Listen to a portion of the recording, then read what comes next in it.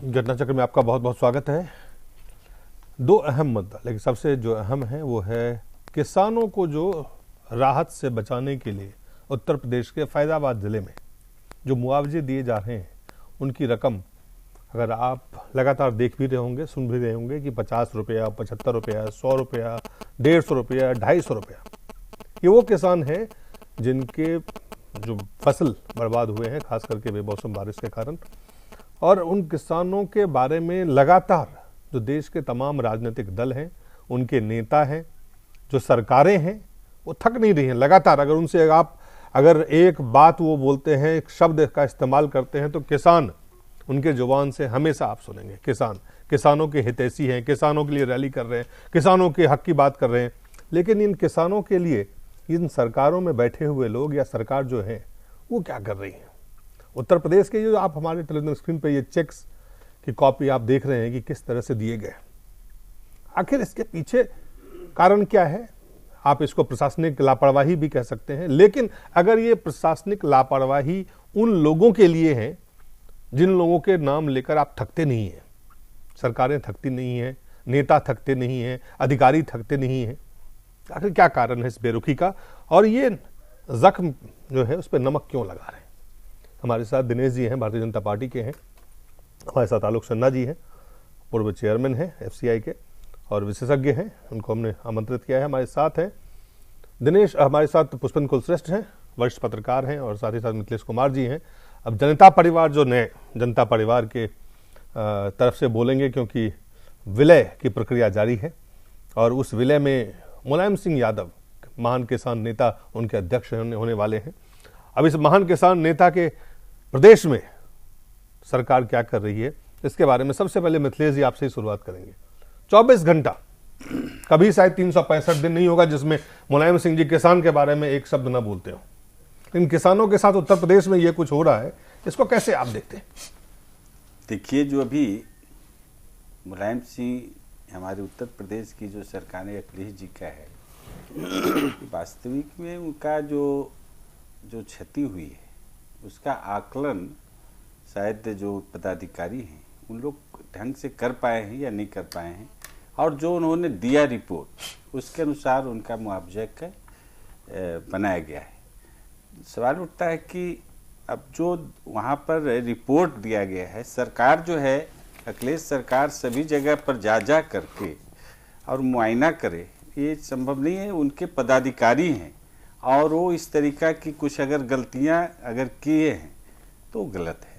किसानों की जो 24 घंटा किसानों के बारे में बात करते हैं, 24 घंटा उनके उन्नति की, हित की बात करते हैं, 24 घंटा उनके नाम से आप माला जपते हैं, और जब काम करने की बात कहते हैं तो बोलते हैं प्रशासनिक लेवल पे कुछ लापरवाही हो सकती है जो गलत है। ये बोल के आप क्या अपनी औपचारिकताएं पूरी कर रहे हैं? नहीं, देखिए फिर क्या कर रहे हैं आप? जो वहां पर पदाधिकारी लगे हुए हैं और उन्होंने जो यह गलतियां किए हैं, इतनी लॉस हुई है, उसका क्या लॉस होने की जो ये है, उसको जब तक मुआयना नहीं किया जाएगा ढंग से। मुआयना करके उन्होंने ये चेक दिए हैं तो ये चेक 50, 75, 100 रुपये के मुआयना करने के बाद मिल रहे हैं।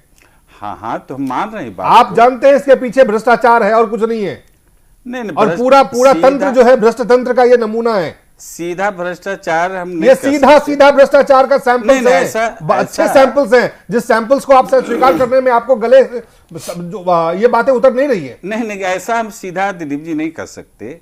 अब रह गई बात, और क्या कारण है आप मुझे बताएं। सर्वे रिपोर्ट जो उन्होंने तैयार किया है वो वास्तविक वहां जमीन पर जाकर के किए या नहीं किए हैं, ये तो जांच की विषय है और इस पर जांच करके ही तहकीकात की जा सकती है। आप पहले जांच करिए, फिर एक बार जांच करिए और फिर जांच करिए और जांच करते रहिए।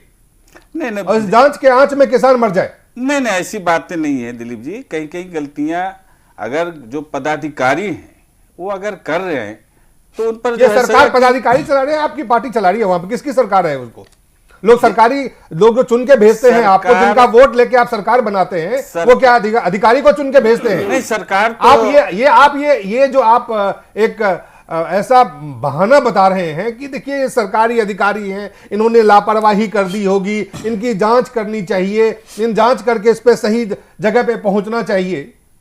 तो आखिर क्या विकल्प है? सरकार अखिलेश सरकार जाकर के गांव-गांव और के हर किसान से तो मिल नहीं सकते, उसके लिए पदाधिकारी वहां अवेलेबल हैं।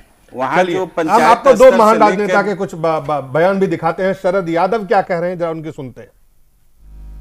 देश के किसान की फसल जो है, देश में मेरी उम्र में मैंने नहीं देखा ऐसी तबाही। पानी से, आंधी से, आपके ओलों से, पत्थर से तबाही हो गई। और भारत सरकार जो है वो उसी दायरे में, कानूनों के दायरे में वही काम कर रही है। और ऐसा कि अभी तक जो है वो स्टेट गवर्नमेंट से कह दिया है, एग्रीकल्चर डिपार्टमेंट कर रहा है, होम मिनिस्ट्री कर रही है, 4-5 डिपार्टमेंट जो है वो इस एक्सरसाइज में लगे, लेकिन ये एक्सरसाइज पूरी नहीं हुई है। भारत सरकार पे ठीकरा फोड़ने का काम है उनका। भारत सरकार क्या कर रही है, आपकी सरकार क्या कर रही है, ये आप नहीं बता रहे हैं शरद यादव जी। लोग सुन रहे हैं आपको। किसानों का नाम लेते लाते आप सियासत में आपने सब कुछ पा लिया। किसानों के नाम पे आपने सियासत की और आप आज सियासत कर रहे हैं इस पे कि जो किसानों की समस्या उस पे भी आप सियासी बयान दे रहे हैं। दिनेश जी। दिलीप जी, अभी शरद जी की मैंने अपनी बाइट सुनी और मिथिलेश साथी को मैं जब सुन रहा था बड़ा ताजुब हो रहा था कि मतलब गठबंधन की इतनी बड़ी मजबूरी कि मुझे लगता था कि ये भी शायद किसान परिवार से आते हैं। इससे क्रूर मजाक कोई हो सकता है कि आप किसानों को 70 रुपए का चेक दें और आप कहें प्रशासनिक लापरवाही है?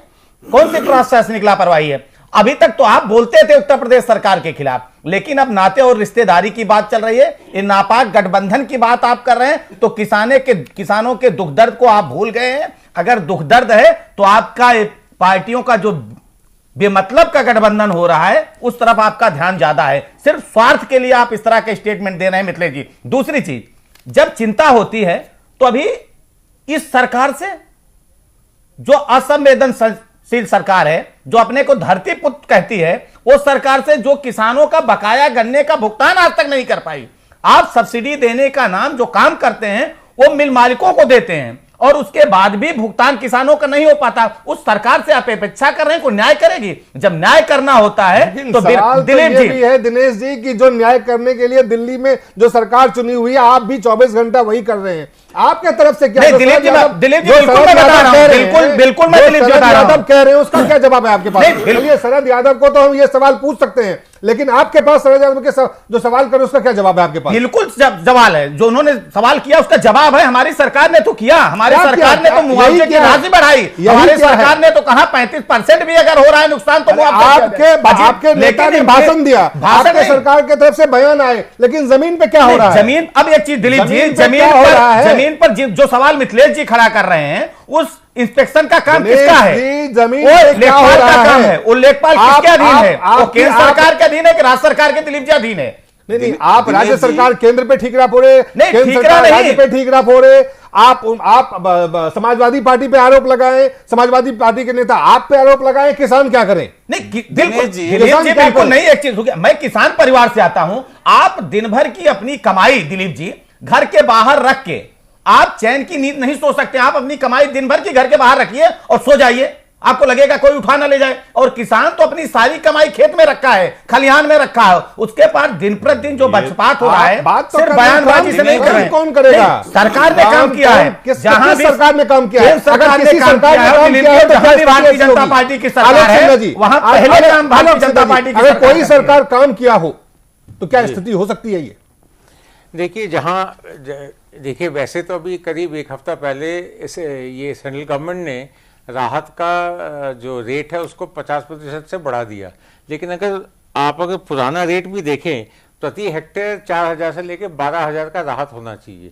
तो यदि फैजाबाद जिले में 90 रुपये, 75 रुपये, 200 रुपये का चेक बढ़े जा रहे हैं, इसका लॉजिक समझ में नहीं आता। पर यही मैं कह सकता हूँ कि शायद इसमें जो सेंसिटिविटी या संवेदनशीलता होनी चाहिए वो बिल्कुल ये संवेदनशीलता संवेदनहीनता का सवाल नहीं है। ये सवाल सीधा अगर इसको देखें तो ये भ्रष्टाचार का सवाल साफ, अगर प्राइमा फेसी इसको देखेंगे, इसके अलावा कोई। लेकिन हमें एक छोटा सा ब्रेक लेना पड़ेगा। पुष्पेंद्र, हम आते हैं आपके से जानेंगे कि जिन लोगों ने, कई लोगों के ऐसे आरोप हैं कि जिन्होंने पैसे दिए, थोड़े भी पैसे जेब गरम किए अधिकारियों को, उन्हें ठीक ठाक मुआवजा मिल रहा है। सीधा सीधा ये भ्रष्टाचार का मसला है। ये मसला है कि सरकार उदासीन है, सरकार असंवेदनशील है, चाहे वो केंद्र में बैठी हो चाहे राज्य में बैठी हो। ये वोट लेने के लिए बात करते हैं, किसानों की बात करते हैं, ये काम नहीं करते हैं सरकार। ये सरकार असंवेदनशील है, ये मामला है, सीधा भ्रष्टाचार का मसला है। एक छोटे से ब्रेक के बाद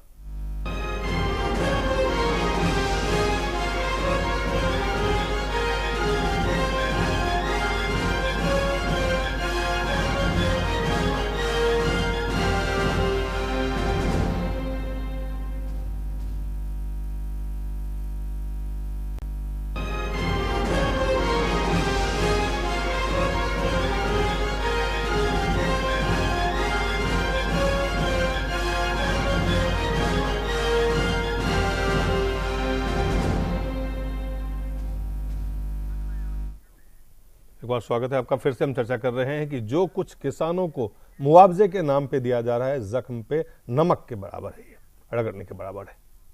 उत्तर प्रदेश सरकार फैजाबाद में जो 75 रुपये, 100 रुपये, 150 रुपया, पुष्पेंद्र, क्या ये जो कह रहे हैं दिनेश जी या जो आलोक जी कह रहे हैं कि इनसेंसिटिव हैं लोग, क्या सिर्फ यहां तक मसला है? नहीं, मैं देखिए, ये तो बड़ा, जिसे कहना चाहिए, बड़ा सरलीकरण होगा इस पूरी त्रासदी का। जिस देश में किसान लगातार आत्महत्या कर रहे हों, चाहे वो महाराष्ट्र हो, चाहे कर्नाटक हो, चाहे उत्तर प्रदेश हो, और ये सिलसिला बंद नहीं हुआ है। इस बीच में सरकारें जरूर बदली हैं, लेकिन एक सच्चाई और भी है दिलीप, जो मैं समझता हूं कि सिर्फ किसानों के ही मामले में नहीं, बहुत से ऐसे मामलों में सरकारों का जो रुख होता है वो देखने वाली बात है। हमारे देश में हम तमाम सारे लोग पिछले जितने भी चुनाव हुए ये कोशिश करते हैं कि साहब सत्ता बदलेगी, और सत्ता बदलेगी तो व्यवस्था बदलेगी। लेकिन हमारे यहां सत्ताएं बदलती हैं, व्यवस्था नहीं बदलती। वो एसएचओ, वो लेखपाल वही रहता है, उसके काम करने की सारी जो प्रक्रिया होती है वही रहती है, वो नहीं बदलता है। तो जहां तक दिनेश भाई ये कह रहे हैं कि घोषणा कर दी प्रधानमंत्री ने, ये बड़ी अच्छी बात है कि उन्होंने 33% फसल का जो प्रभावित थी उससे बढ़ा करके उसे 50 कर दिया, उसके मुआवजे की रकम बढ़ा दी। लेकिन सवाल यह है कि जो नापने जाएगा, जो जमीन का आखिरी पुर्जा है इस व्यवस्था का, वो पुर्जा कौन है? वो लेखपाल है जो 4वीं 5वीं पास होता है, 4थे ग्रेड का कर्मचारी होता है, उसके पास एक टूटी साइकिल होती है। वो उसके लिए इस मौसम में, इस पूरी घोषणा के साथ में फसल प्रभावित होने के बाद ये उसकी कमाई का साधन होता है। सवाल यह है कि घोषणा तो आपने की है, लेकिन उसके लिए जो पूरा सिस्टम बनाना चाहिए था वो नहीं है, और इनसेंसिटिविटी कह करके इस मुद्दे का सरलीकरण है। मैं ये मानता हूं कि व्यवस्था के अंदर जो भ्रष्टाचार व्याप्त है उसका कहीं कोई रोकथाम नहीं है। जो फैजाबाद में हुआ है दिलीप, 900 रुपए जिस आदमी ने दे दिए हैं उसको 15,000 का चेक दे दिया है, 700 रुपए किसी ने दे दिए उसको 12,000 का चेक दे दिया है। सवाल यह है कि उस लेखपाल जो आखिरी पुर्जा उसमें तय करेगा कि कितनी फसल प्रभावित हुई है, कितनी नहीं हुई है, वो जो लिख देगा उसको चेक करने वाला नहीं है। उस पूरी व्यवस्था की जो कड़ी है, मैं कह रहा हूं उस कड़ी के सुधरे बगैर, चाहे वो बिहार हो, चाहे वो हरियाणा हो, चाहे वो बीजेपी की हुकूमत हो, जेडीयू की हो, मुलायम सिंह की हो, इस देश में पहला वाक्य हर नेता का भाषण में यह होता है कि हमारा देश कृषि प्रधान देश है और किसान जो है वो हमारी आत्मा है। इन दो जुमलों से शुरू होता है, लेकिन पिछले 65-70 साल में देखा है कि ये भाषण तक ही किसान सीमित रहते हैं। किसानों के मामले का मामला हो। अभी एक छोटी सी बात और मैं कह रहा हूं, मोदी जी चुनाव से पहले और तमाम सारे टेलीविजन के ऊपर यह चलता था कि इस देश का किसान अपने सामर्थ्य और अपने जिन जो साधन है उससे कहीं ज्यादा गेहूं उगाता है। लेकिन आज इस देश में यह स्थिति है कि एफसीआई के गोदाम या तो टूटे पड़े हैं या खराब है, स्टोर करने के लिए गेहूं नहीं है, कहीं शेड में रखे, कहीं सड़क के किनारे रखे, कहीं पटरी पर रखे, और वो सड़ रहा है। और आपको याद होगा लास्ट टाइम जो हम लोग चर्चा कर रहे थे तो सुप्रीम कोर्ट ने उसमें इंटरवेन किया। मेरा कहने का सेंस है कि घोषणा कर देना बड़ी अच्छी बात है, वो अच्छा लगता है तमाम सारी बात, लेकिन इस देश में बड़ा एक्टिव मीडिया भी है, उसको तमाम ऐसी नॉनसेंस खबरों के बारे में तो जानकारी के लिए वो बहुत दूर तक जाता है, लेकिन कहां कहां क्या हो रहा है उसमें नहीं जाना चाहता, जिसकी वजह से सत्ता के लोग सिर्फ सत्ता में बैठे हुए अपनी घोषणा करने के बाद शांत हो जाते हैं, ताली बज जाती है, हेडलाइन बन जाती है, बात खत्म हो जाती है। मैं कह रहा हूं कि इस देश के लिए अगर आपको आमूल चूल परिवर्तन लाना है तो व्यवस्था को सीख करिए। व्यवस्था वही की वही है, चाहे वो पुलिस का मामला हो, चाहे जजेस का मामला हो, चाहे किसी और विभाग का मामला हो, वो वही है। इसलिए सिर्फ ये कह देना कि ऊपर के इसमें बड़ा ईमानदार आदमी आ गया है, उस ईमानदारी को नीचे उतरते उतरते समय लगेगा। अगर उसको बहुत तेजी से नहीं लगा तो फिर 70 साल निकल जाएंगे। जी, जो आलोक सिन्हा जी जो बात कह रहे थे कि और जो हमारे पास जो खबर आ रही है, जो हम देख रहे हैं कि जो लोग पैसे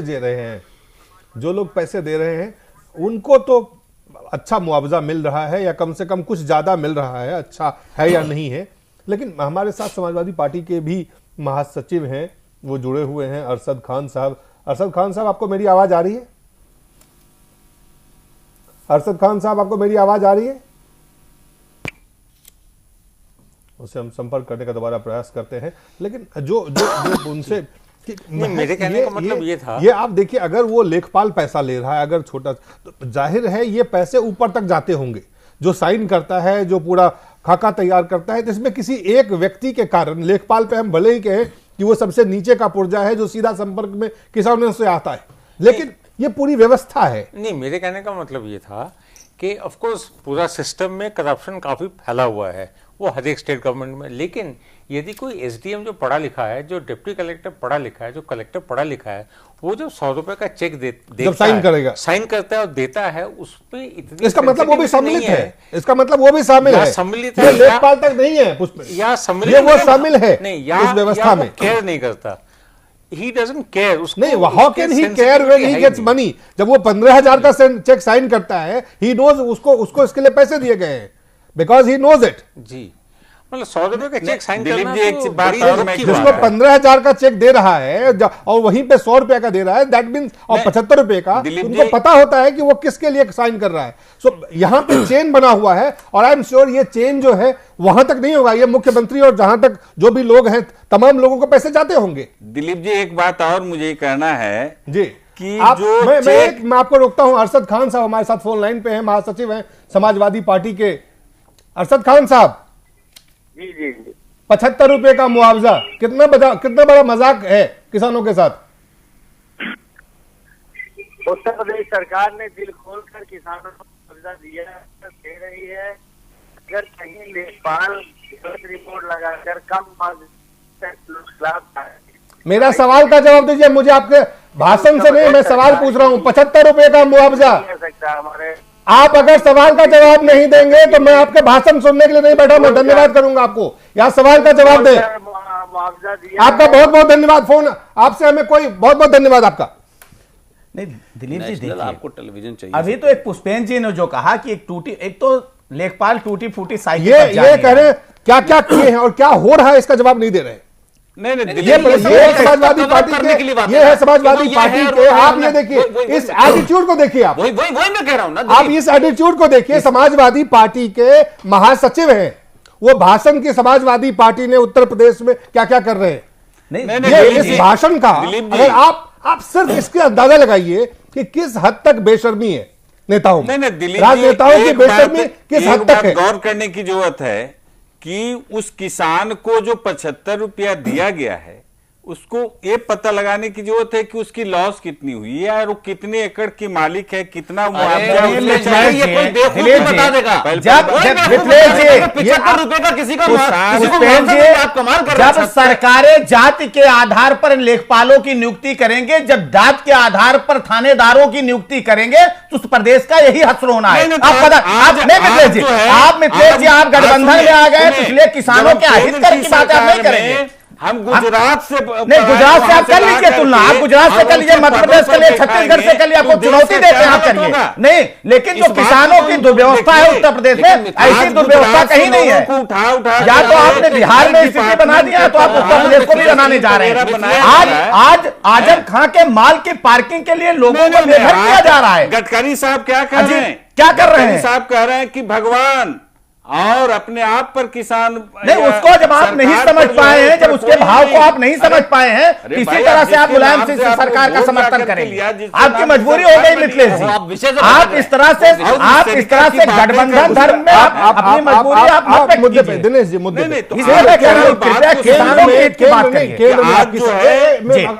मिथिलेश जी, मैं आपसे जानना चाहता हूं, भारतीय जनता पार्टी की केंद्र में मजबूत सरकार है, प्रधानमंत्री घोषणा करते हैं और उस घोषणा का फायदा आप जमीन पे देखिए कितना मिल रहा है। आप देखिए किस तरह से पैसे मिल रहे हैं। आप कहेंगे ये राज्य सरकार की खामियां हैं, आप उनको गिना दीजिए।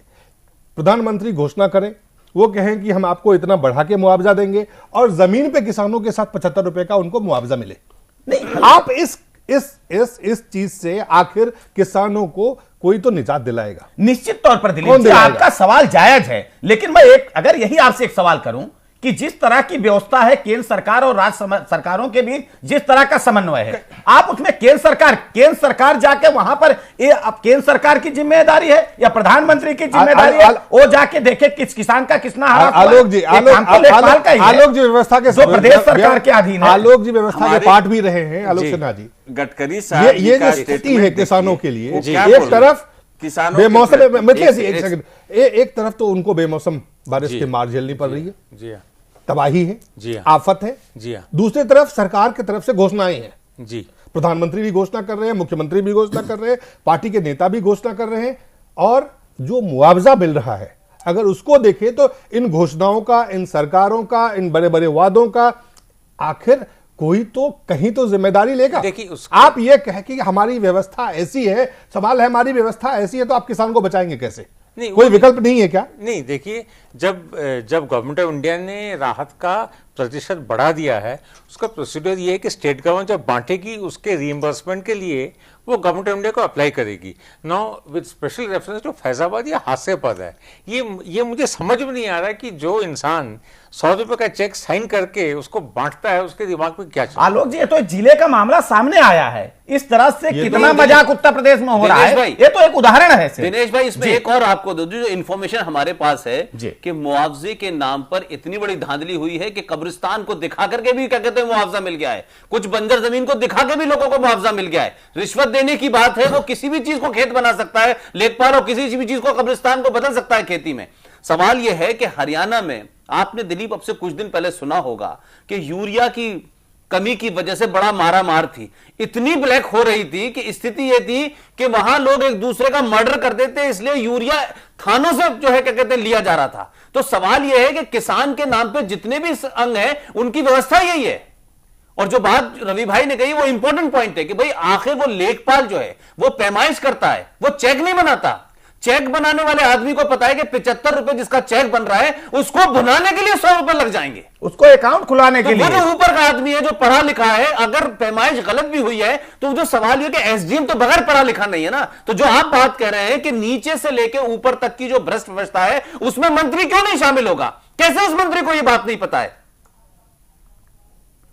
मिथिलेश जी, नहीं, देखिए, जहां तक पुष्पेंद्र जी कहना है कि मंत्री संलग्न, अरे भाई, जब तक वहां एसडीएम प्रधान है वहां जो अरे मिथिलेश जी, ऐसे तो फिर इस देश में आप किसी भ्रष्टाचार के लिए किसी नेता को जिम्मेदार नहीं ठहरा सकते। फिर तो व्यवस्था में भ्रष्टाचार होता है, फिर तो 2G स्कैम भी को नहीं कर सकते, फिर तो कोई भ्रष्टाचार नहीं। आप ये जो आज आपका नया निकाह हुआ है, हम 5 लोगों का मिलके जो आपने निकाह किया है, तो अब आप गैर जरूरी तौर पर किसान की बात में आप ये कैसे कह सकते हैं कि देखिए साहब व्यवस्था, अरे व्यवस्था तो हर जगह भ्रष्टाचार करती है, नेता तक तो भ्रष्टाचार तो वहां पहुंचता है। आज आपको नेता को बचाना है तो आप कह रहे थे कि व्यवस्था, तो फिर मोदी के जमाने की बातें को आपको क्यों सवाल खड़ा करते हैं? फिर आप बीजेपी क्यों खड़ा करते हैं? सवाल इसी बात के लिए कर रहा हूं कि आखिर में जो वहां इंक्वायरी करने गया और जो चेक साइन करके दे रहा है, जिस जो अथॉरिटी है, तो सवाल उठता है इसकी जो है एक जांच होनी चाहिए। नहीं तो जांच कौन करेगा मिथिलेश जी? जांच तो राज्य सरकार के अधीन जो उनके कर्मचारी अधिकारी वही करेंगे ना। जांच हो रही है, लेकिन हर बार भ्रष्टाचार हो जांच हो, सवाल ये नहीं है किसान किस कैटेगरी का है, इस पर भी ध्यान देने की जरूरत। आप कैटेगरी का ध्यान दीजिए। नहीं, अरे गजब हालत है। जैसे मिथिलेश जी निजाम होते हैं वैसे उसके नीचे के सारे कर्मचारी हो जाते हैं। वही अधिकारी कर्मचारी केंद्र में भी हैं, सब समय पे आ रहे हैं, समय पे जा रहे हैं, समय पे काम कर रहे हैं। आज महाराष्ट्र में सबसे ज्यादा किसान आत्महत्या कर रहे हैं, तो नहीं, जिसके समय में किया मिथिलेश जी, उसका हक भी आपने सरकार के देखा है, इसलिए आप उत्तर प्रदेश के सरकार का हक भी देखेंगे और आप उनका समर्थन कर रहे हैं। मिथिलेश जी, आप उसका समर्थन कर रहे हैं, इसलिए आपका भी वही हक होगा जो यूपीए सरकार का हुआ था। बहस मतलब नहीं है कि इनके जमाने हुआ, सवाल यह है कि अगर बिहार में ही कल ये चेक मिलने लगे तो आप ये कहेंगे, सुनिए मेरी बात सुनिए, इससे वस्तु पर देखिए मैंने कहा ना कि आप इसको पॉलिटिसाइज मत कीजिए। मैंने इसलिए हरियाणा का भी उदाहरण दिया, मैंने इसलिए महाराष्ट्र का भी किया, मैं कोई बीजेपी और कांग्रेस की बात नहीं कर रहा हूं, लेकिन आप मजबूरी देखिए अपनी। आप खुद बिहार के आते हैं, किसान बैकग्राउंड है आपकी, आप कोई कॉर्पोरेट जगत के आदमी नहीं है, और आप कितनी बारीकी से अपने भ्रष्टाचार के जो ऊपर का लिंक है, मंत्री को जब अपना काम कराने होते हैं तब तो मंत्री नीचे तक भी देख लेता है, लेकिन जब चेक बन रहे हैं तो उसको ये अंदाजा नहीं हो रहा कि भाई कितना पैसा जा रहा है। अब आप उसको बचाने में लगे। कल बिहार में भी अगर आप 10 रुपए 15 रुपए का चेक बांटेंगे तो आपके लिए नीतीश की जिम्मेदारी नहीं है, लेकिन केंद्र सरकार में हर चीज की जिम्मेदारी मोदी की है। किसान किस कैटेगरी का है? किसान मिथिलेश जी, आप बिल्कुल सही, लेकिन हम एक चीज कह रहे हैं, अभी तक हुआ तो अभी तक कोई दंडित हुआ? अगर जिस एसडीएम ने उस पर सिग्नेचर किया वो क्या दंडित हुआ? किसान के पास बहुत कम जमीन है, किसान के पास मिथिलेश जी, खुदा के वास्ते कितनी भी जमीन दो, गमले में भी खेती करेगा तो 75 रुपए आप देंगे। क्या कह रहे हो आप यार? मैं कह रहा हूं 10 रुपए का मुआवजे का तो कोई सवाल ही नहीं होता। क्या गमले में खेती कर रहा था वो? आप जो बात कह रहे हो गरीब है, किस किस्म का है, कितनी खेती, ये सब सवाल ही बाद में अलग होता है। 10 रुपए 15 रुपए 30 रुपए का आप चेक दे रहे हो, केवल खेती के कौन से प्रभावित फसलों की वजह से मिल रही है, ये तो सोचो यार। केवल हम ये मान करके चलें कि भ्रष्टाचार हुआ है, ये इस पर सिर्फ भ्रष्टाचार नहीं, भ्रष्टाचार, हम केवल संवेदनहीनता हम छोड़ दें, केयरलेसनेस, ये तमाम इन चीजों का नतीजा है जिसमें तहकीकात करें कि वास्तविक में इतना भ्रष्टाचार हुई है। आप ये देखिए मिथिलेश जी, उसका लॉस उतना ही हुआ है जी। नहीं, देखिए अभी समय है सरकार का, तो इसलिए सरकार जो है वो किसानों के साथ मजाक कर ले, लेकिन एक दिन उसका समय होता है उस किसान का, जिस दिन वोट पड़ता है, और जब किसान मजाक करता है तो फिर 5 साल उस सत्ता से बाहर रहता है। गडकरी का नहीं, यही हाल जिन सरकारों ने किया है। यही आप महाराष्ट्र की बात कर रहे हैं तो महाराष्ट्र में हाल देखा, जो सरकार न बिजली, आप किसानों की बात कर रहे हैं ना, जो सरकार न प्रदेश में बिजली दे पा रही किसानों को, जो न पानी दे पा रही, जो न खाद दे पा रही, उससे क्या चीज गडकरी साहब क्या अरे गडकरी जी जो बोले उसको सुनिए, समझिए। आपको तो समझ ही नहीं पा रहे हैं। आप 2 दिन पहले क्या गठबंधन कर लिए, आपको सारा सभा में दिख रहा है, तो इसलिए गलत काम का समर्थन मत कीजिए। गठबंधन आप अपनी राजनीतिक स्वार्थ के लिए किया है, लेकिन कृपया करके आपसे निवेदन कर रहा हूं कि कम से कम किसानों के मामले में इस तरह की बातें करना मुझे नहीं। किसान के मामले में जितना हम लोग किए हैं किसान के लिए, कहने के लिए नहीं है। मिथिलेश जी, ये दावे हैं, दावों की हकीकत सामने है, आपके सामने भी है, होनी चाहिए। आपने बहुत कुछ किया किसान के लिए, जान दे दिया नहीं जा रहा हूं आलोक किसान के लिए। आपसे एक, क्या आपको लगता है कि किसानों को इस आफत से राहत वाकई में मिलने की स्थिति में हमारी, चाहे जहां आप असंवेदनहीन कह लें, चाहे आप सेंट्रल स्टेट रिलेशन के नाम पे बहाना बना लें, चाहे आप दूसरे दलों पे आरोप लगा लें, यहां से समस्या का समाधान नहीं निकलता है? जिस तरह से फसल की बर्बादी हुई है और जिस तरह की घोषणा सरकारों ने की है, उसको जमीन तक किसानों तक कैसे पहुंचाया जा सकता है? देखिए, यदि एडमिनिस्ट्रेटिव मशीनरी में जोश हो और यदि उस जोश लाने के लिए पॉलिटिकल गाइडेंस भी हो तो इन दोनों के तालमेल में बहुत कुछ हो सकता है। लेकिन यदि तालमेल ही ना हो तो एडमिनिस्ट्रेटिव मशीनरी अपने आप ही उस पर जंग लगना शुरू हो जाता है। तो आप कहते हैं कि पॉलिटिकल विल पावर की कमी है। अगर पॉलिटिकल इच्छा शक्ति हो, पॉलिटिकल अगर उस पर दबाव हो, अगर उनको लगता हो कि नहीं इस काम को करना है, तो ये काम किया जा सकता है। तो लार्ज एक्सटेंट, क्योंकि देखिए अगर ये 100 रुपए का चेक को बटे हुए 2-3 दिन हो गए हैं, अभी तक भी कोई एक्शन तो लिया नहीं गया।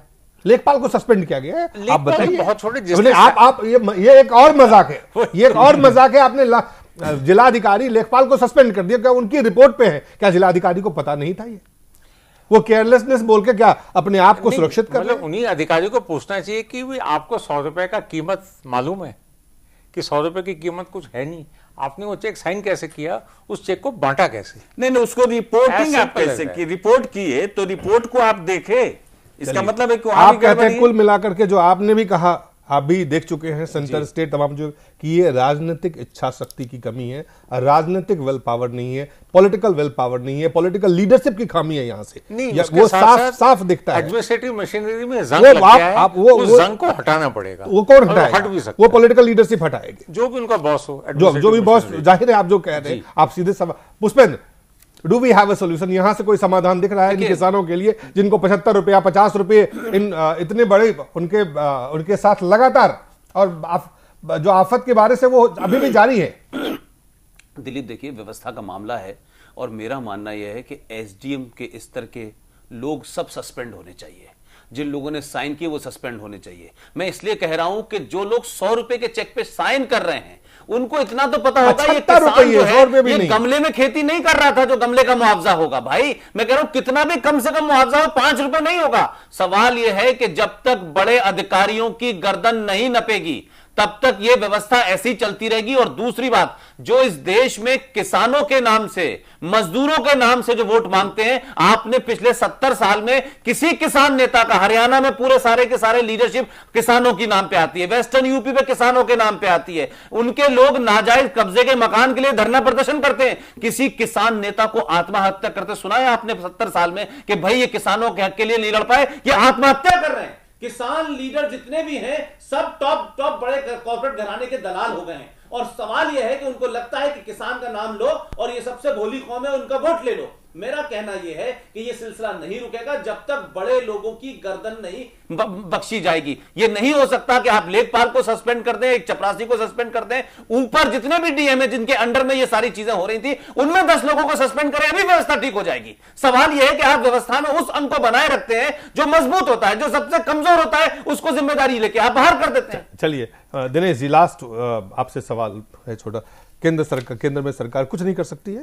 ये चीज होता रहेगा? नहीं, बिल्कुल कर सकती है। देखिए अभी आलोक जी ने कहा, मैं सहमत हूं, सिर्फ बिल बनाने से नहीं, आपके पास बिल पावर भी होनी चाहिए और इस केंद्र सरकार के पास वो बिल पावर है। दिलीप जी, मैं इसलिए बार बार निवेदन कर रहा हूं कि जैसे अभी पुष्पेंद्र जी ने कहा कि बड़े लोगों की गर्दन नपनी चाहिए, और जब आप किसी चीज का मुआयना करने जाते हो तो आप लेखपाल पर क्यों आश्रित रहते हैं? डीएम भी जाए मुआयना करने, वहां का विधायक भी जाए, वहां का मंत्री भी जाए, वहां मुख्यमंत्री भी जाए, वो नहीं देख रहा है। मुलायम सिंह खुद कहते हैं किसान पर उनको नहीं पता है कितने हानि में कितना मुआवजा हुआ जाना चाहिए। तो केंद्र सरकार का काम है, जो भी धनराशि है उसके लिए उन्होंने मुआवजा का ऐलान किया है, लेकिन अगर वहां पर उस राज्य सरकार को मुआवजा देना है, अगर वो मूक दर्शक है, सिर्फ माल बनवाएगी, आजम खां की भैंस देखेगी, धर्म परिवर्तन कराएगी, तो यही होगा देश को, प्रदेश का हाल। और मिथिलेश जैसे पार्टी के लोग अगर उनका सपोर्ट करेंगे तब तो मनोबल बढ़ेगा। मिथिलेश जी, शरद यादव जी केंद्र सरकार पे हमला बोल रहे थे, उससे क्या किसानों का भला हो जाएगा? देखिए, भला तो अब तक की आजादी के बाद से आप फिर से क्या होगा यार? ये आजादी की बात छोड़ दीजिए, आपकी हर तरफ से आजादी शुरू होती है। आप देश को लाल किला से एड्रेस मत करिए, आप सीधा सीधा सवाल का जवाब दीजिए। शरद यादव के कहने से समस्या सॉल्व हो रही है? केंद्र सरकार पे आपने हमला कर दिया, केंद्र सरकार के में जो पार्टी है, दिनेश जी ने आपके ऊपर हमला कर दिया, क्या इससे किसानों की ये जो मजाक हो रहा है? जी, मैं वही कहना चाह रहा था, जो आप ही के ही विषय वस्तु पर हम जो है आ रहे हैं। सवाल उठता है कि आजादी के बाद से अब तक की जितनी भी सरकारें आई इस देश में, चाहे वो भी किसी भी पार्टी का हो, किसान इस देश का रीढ़ है, किसान सबसे बड़ा उद्योग है इस देश। अरे ये सब लोग कहते हैं भाषण में, कह रहे सुनिए सवाल का जवाब तो दीजिए। आपने केंद्र पे शरद यादव जी ने, केंद्र पे आप दिनेश जी ने अभी राज्य सरकार पे पूरा ठीकरा फोड़ दिया। आज तक के किसान के प्रति किसी ने सजग होकर के अजीब बात कर दिलीप जी, प्रधानमंत्री ने संज्ञान लिया, वहां पर केंद्रीय मंत्री को भेजे, वो आकर हालात को बताए, मुआवजे की राशि बढ़ाई गई, अब प्रधानमंत्री जी जाके मुआवजा बांटे। नहीं, वहां पर सरकार किसकी है मिथिलेश जी? आप दूसरे, अब निश्चित तौर पर कर रही सरकार ने, और भारतीय जनता पार्टी से ज्यादा कोई किसान हित से सिंचाई परियोजना हम ला रहे हैं, हेल्थ कार्ड हम बना रहे हैं, हमारी सरकार की संवेदनशीलता। सारी पार्टियां एक तरह दिख रही है। नहीं, इस तरह अब इसी तरह से सारी पार्टियां एक तरह दिख रही है। एक तरह नहीं दिख रही है। आप बताइए, पहली बार हुआ, क्या पहली बार मुआवजे का उन्होंने हो क्या रहा है? 75 रुपए 75 रुपए नहीं, 75 रुपए तो जो सरकार दे रही है वो हम मजाक कर रही है ना दिलीप जी। ये तो फैसला जनता, फिर आप क्या कर रहे हैं? फिर आप क्या कर रहे हैं? आप कह रहे हैं आपकी हमने जो किया, आप क्या करेंगे? अपने हिस्से का हमने सारा काम किया, हमने वहां हमने सर्वे कराया, हमने देखा कि किसानों को ज्यादा मुआवजा मिलना चाहिए, उसकी घोषणा हुई, अब आप मुआवजा बांटिए और क्लेम कीजिए केंद्र सरकार से। सबने मिथिलेश जी कह रहे हैं कि शरद यादव का आपने भाषण सुन लिया, मिथिलेश जी ने उनको आगे से बढ़ाया, समर्थन दिया। दिनेश जी कह रहे हैं देखिए प्रधानमंत्री ने घोषणा कर दी, अब प्रधानमंत्री जाके बांट नहीं सकते हैं, किसानों को 75 रुपए का मुआवजा मिल रहा है। दिलीप, मैंने वही कहा कि आप राजनीतिक बयानबाजी होती रहेगी, ये इस पे आरोप लगाएंगे। आज कहीं उत्तर प्रदेश में हो रहा है तो बीजेपी बहुत स्ट्रांगली बोलेगी, कल हरियाणा में होगा तो बीजेपी चुप हो जाएगी।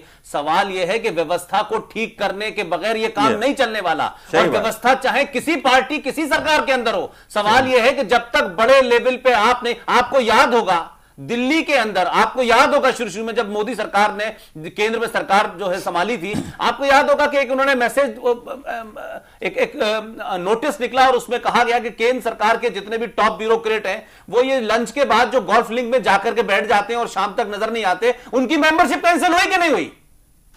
कहा गया कि आप 9 बजे ऑफिस पहुंचिए, ट्रैफिक सबके लिए आपके लिए भी है। तो क्या हुआ उसका नतीजा कि उस लॉबी ने, उस तमाम जो सत्ता के दलाल दिल्ली में थे, उनको लगा ये हमारी व्यवस्था को फेल करना चाहता है। आप व्यवस्था को एकदम छुएंगे तो ये व्यवस्था जो है पूरी तौर से आपको डैमेज करती है। तो आप देखिए दिल्ली के नतीजों में किन किन लोगों ने वोट मोदी के खिलाफ दिया, उनको लगा कि ये नहीं होना चाहिए। 9 बजे नतीजों का ध्यान रखे, बिल्कुल सही आप कह रहे हैं, अगर आप नतीजों का ध्यान रख के काम करेंगे तो यही असर होगा। व्यवस्था को ठीक करने के लिए बड़ा मजबूत होना पड़ेगा। ये व्यवस्था पिछले 70 साल में सड़ गल गई है, ये यही व्यवस्था चला रही है। सरकारों के नेता आते हैं वो सिर्फ साइन करते हैं। कृषि मंत्री कोई हो जाए, शरद पवार कृषि मंत्री थे, उनको बीसीसीआई से फुर्सत नहीं थी। लेकिन सवाल है 63 रुपए का मुआवजा लेने वाले किसान क्या करें।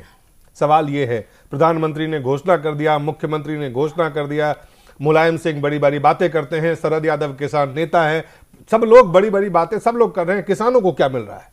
किसानों को 63 रुपए का मुआवजा, सारे लोग जो है ये कैसे, किसानों के, इसको कैसे ठीक करें? ये किसानों की ये किसान तो ठीक करता है दिलीप जी, हम वो बार-बार निवेदन कर रहे हैं। वो तो ठीक करते हैं, आत्महत्या कर रहा है, और जब किसान ठीक करते हो आत्महत्या कर रहा है, आत्महत्या ना करे तो बार-बार निवेदन, लेकिन जब किसान ठीक करता है ना तो फिर नेता कहीं का नहीं रहता है, आत्महत्या से नहीं कर रहे हैं, कहीं का नहीं रहता है फिर, और किसान फैसला करेगा। आत्महत्या चॉइस से नहीं कर रहे हैं, आप कह रहे हैं, यही कह रहे हैं ना कि पहली बार उत्तर प्रदेश में हो रहा है। सवाल महाराष्ट्र में होता रहा है, लेकिन उत्तर प्रदेश में पहली बार हो रहा है। ऑप्शन, कोई विकल्प है, कोई समाधान है किसानों के पास? इस 63 रुपए को चेक के जाके वो उसको अपने कम से कम अपने राहत से विकल्प तो यही है कि पूरे ब्यूरोक्रेसी में नीचे से लेकर ऊपर तक और पॉलिटिकल क्लास में भी एक जोश की आवश्यकता है। पॉलिटिकल क्लास को एक सोशल अवेयरनेस है कि वो दोनों वर्ग, वो वोटर अवेयरनेस के बाद आगे जाना पड़ेगा। चलिए बहुत बहुत धन्यवाद। एक छोटा सा ब्रेक के बाद जल्द वापस लौटते हैं।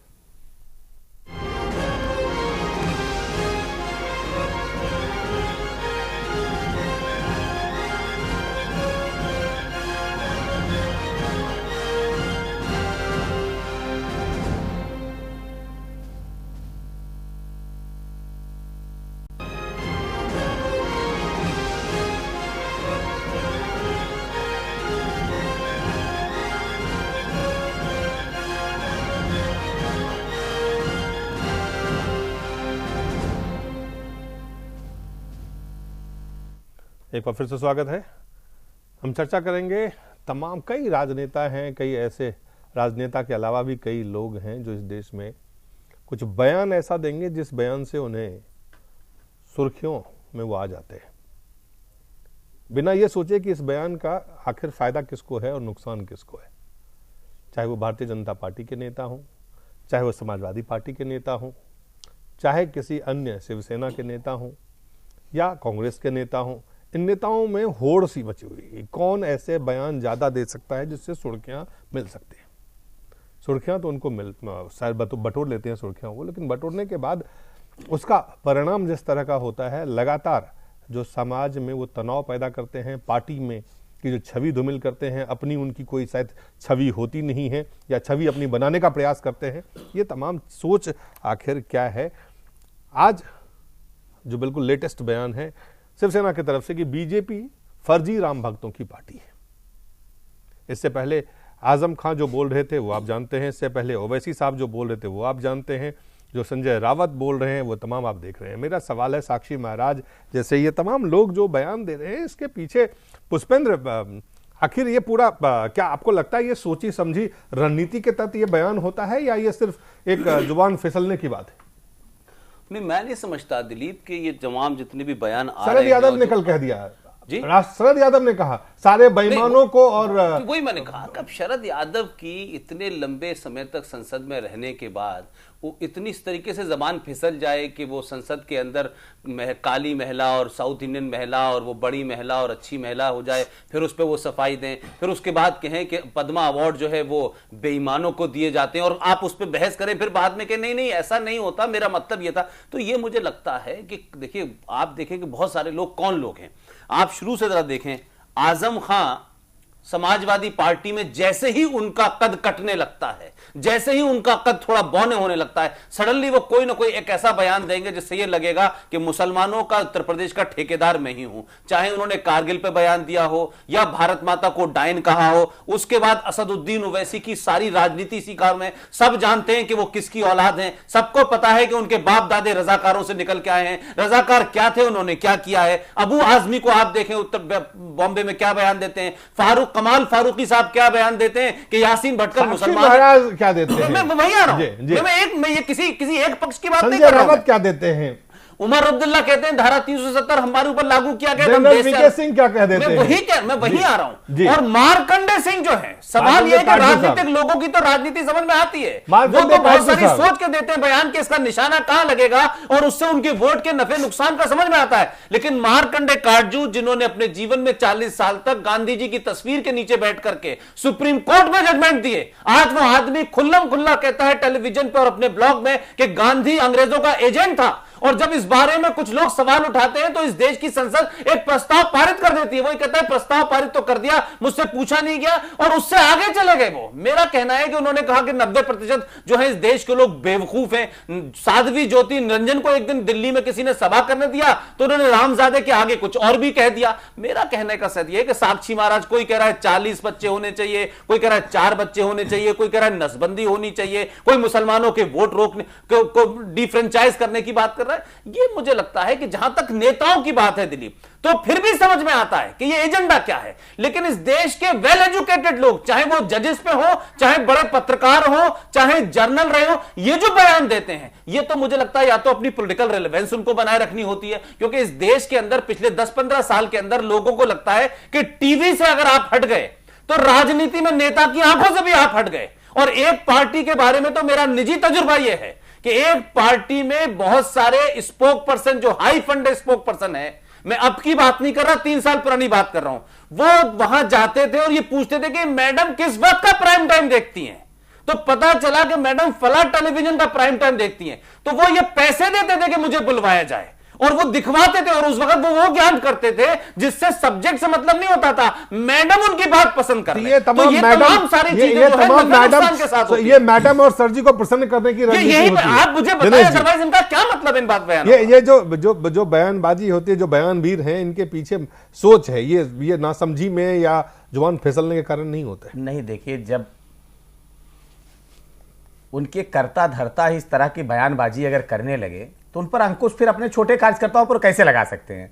अगर किसी मामले में मैडम ही इस तरह की बयानबाजी करें, वही जहर की खेती की बात करें, तो दूसरा अगर उनका कोई कार्यकर्ता, उनसे छोटे नेता कोई करता है, तो मुझे लगता है कि यही नहीं। अब मैं अभी आपका सवाल जो आएगा मैं आ रहा वही आ रहा हूं, बिल्कुल पता था दिलीप जी आपका यही सवाल। हम कह रहे हैं साक्षी महाराज, हमारे किसी भी नेता ने इस तरह के किसी भी बयान का कभी समर्थन नहीं किया, और जहां आवश्यकता हुई दिलीप जी, अगर सड़क पर भी गलती की गई तो उसको संसद के अंदर अगर माफी मांगने का काम हुआ तो भारतीय जनता पार्टी के नेता के द्वारा, वो पहली बार हुआ।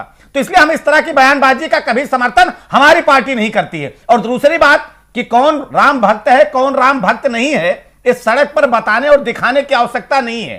तो इसलिए हम इस तरह के बयानबाजों में कभी हम लोग समर्थन नहीं करते हैं, और जहां तक होता है हम लोग इसकी अवहेलना ही करते हैं। तो इसलिए जो काम नहीं करते हैं वो इस तरह की बात करते हैं। अभी पुष्पेंद्र जी कह रहे हैं, हो सकता है कि कुछ पार्टी में हो कि नेताओं को खुश करने के लिए, अपने आकाओं को खुश करने के लिए लोग बयानबाजी करते हो, लेकिन कम से कम भारतीय जनता पार्टी में परंपरा नहीं है। और यही मैं कह रहा हूं कि जब आका ही बोलते हैं तो उनके ऊपर कौन अंकुश लगाएगा। दूसरी पार्टियों में है कि कोई स्टेटमेंट आता है उसका भी खंडन। अभी आप जिस पार्टी की बात कर रहे हैं, जितने नेताओं का आपने नाम लिया, उसका किसी ने खंडन किया, किसी ने कहा कि गलत हुआ, खुद बयान देंगे और फिर बयान से पलट जाएंगे।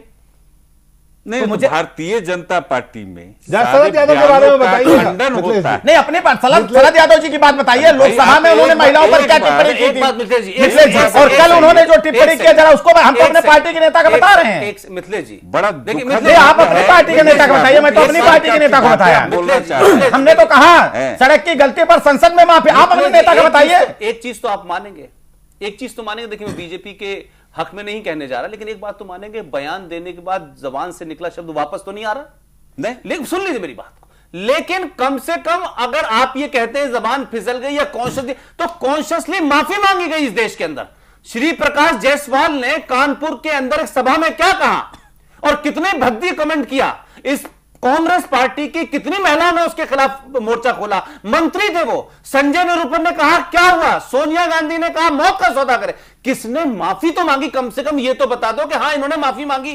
साध्वी निरंजन ज्योति हो, साक्षी महाराज हो, इन्होंने भरे संसद के अंदर माफी तो मंगवाई, कम से कम उनको ये तो कहा कि हम माफी मांगते हैं। लेकिन मैं ये कह रहा हूं कि अगर आप ये कहेंगे मेरे नेता, उसके मैंने तो कहा कि नेताओं के अलावा एक्स जजेस की हालत हो गई है, एक्स ब्यूरोक्रेट की हालत हो गई है, बड़े बड़े पत्रकारों की हालत हो गई कि वो कोई भी शब्द का इस्तेमाल कर देते हैं। सवाल यह है कि आज आपको लगता है कि आपके नेता ने क्या कहा, आपके शरद जी के बारे में तो कई नेता एक लाइन से वो तो सीरियल ऑफेंडर हो गए हैं, क्या कहते हैं, वो एक बात कहते हैं फिर दूसरी बात कहते हैं फिर तीसरी बात कहते हैं। इसलिए अगर गिनाने की बात जाए तो बहुत सारे नेता बहुत पार्टियों के होंगे, लेकिन फौरी तौर पे नरेंद्र मोदी की सरकार आने के बाद साध्वी ज्योति निरंजन ने कहा, साक्षी महाराज ने कहा, जो भी कहा, अच्छा कहा, बुरा कहा, कैसा कहा, लेकिन संसद में माफी मांगी। लेकिन आप मुझे बताएं कि संजय निरुपम ने क्या कहा? संजय निरुपम ने जो कहा उसको तो आपने बॉम्बे कांग्रेस का अध्यक्ष बनाकर उसको नवाज दिया आपने। मेरा कहना यह है कि एक तरफा बात नहीं होगी, कम से कम सामाजिक ध्यान में रखते हुए, समाज की प्रतिष्ठा को ध्यान में रखते हुए,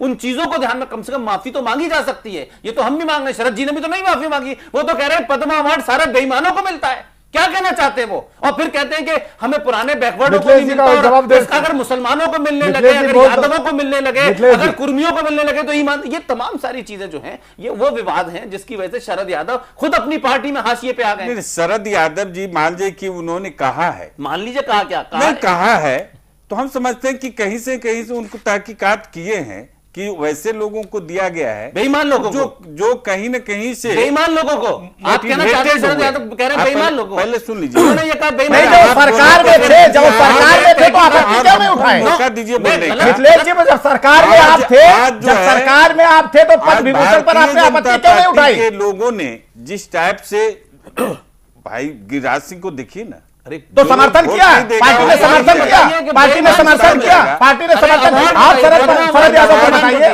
आप शरद यादव ने जो कहा गलत कहा कि सही कहा? तो आज जो है कहीं ना कहीं मोटिवेटेड होकर के लोगों ने भाई आप बताएंगे बेईमान, किस बेईमान का नाम बताइए आप बताइए ना। बेईमान अवार्ड भी जात के आधार पे दिया जाएगा मिथिलेश जी। आप पद्म भूषण जो है भारत रत्न जात के आधार पर दिया जाएगा। सवाल वहां से वापस अब तय कर लिया जाए कि एक जात को ये अवार्ड, एक जात को ये अवार्ड। जात व्यवस्था खत्म कर दी है हिंदुस्तान से।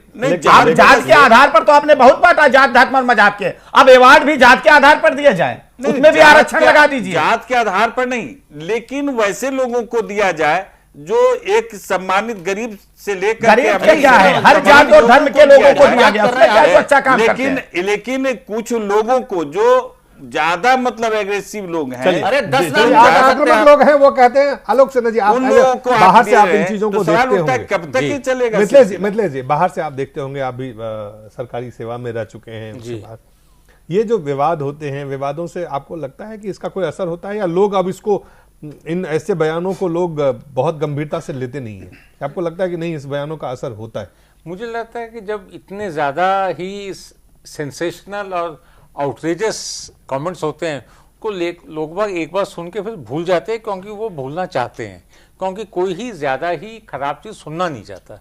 लेकिन कुछ नेताओं की आदत हो गई ऐसे बोलने की, कुछ नेताओं की आदत होगी, जिनको ये कह रहे हैं कि लोग, आपको भी लगता है क्या लोग इसको दरकिनार कर देते हैं, आगे बढ़ते हैं? आजम खान, योगी आदित्यनाथ, साक्षी महाराज, संजय रावत, ओबीसी, ये सारे वो लोग हैं जिनके बयान का कोई असर नहीं होता, आपको लगता है? दिलीप, मैं एक बात आपसे नहीं, मैं आपकी बात ही का जवाब दे रहा हूं। क्या दिलीप, संजय राउत ने कहा, आजम खान ने कहा, अबू आजमी ने कहा, अगर इस देश का मीडिया ये सोचता है कि इस बयान से ही देश की समस्या सॉल्व होगी और शाम के 5 बजे टेलीविजन ऑन हो जाएंगे और धर्मनिरपेक्षता को बचाने के लिए काऊ शुरू हो जाएगी। तो मेरा मानना यह है कि यह बयान जिसको लोग सुनने के बाद भी खारिज करते हैं, अगर मीडिया रिस्पॉन्सिबिलिटी के साथ इन बयानों को खबर न बनाए तो मुझे लगता है कि 90% लोगों को पता नहीं चलेगा कि इस देश में किसने क्या कहा, क्योंकि अच्छी बात कोई नहीं कहता है। किसी ने एक बयान दे दिया, किसी ने मुसलमान पर अटैक कर दिया, किसी ने क्रिश्चियन पर अटैक कर दिया।